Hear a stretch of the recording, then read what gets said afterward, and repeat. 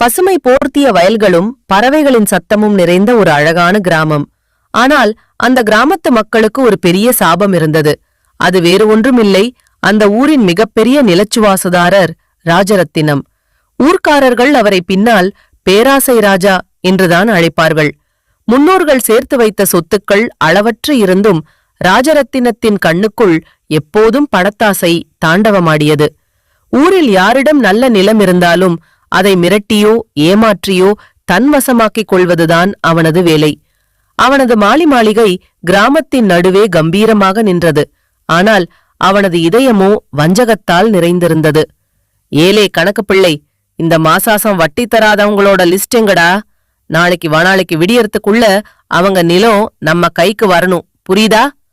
இதுதான் ராஜரத்தினத்தின் தினசரி கட்டளை. அவனுக்கு ஒரே ஒரு ஆசைதான், இந்த உலகத்திலேயே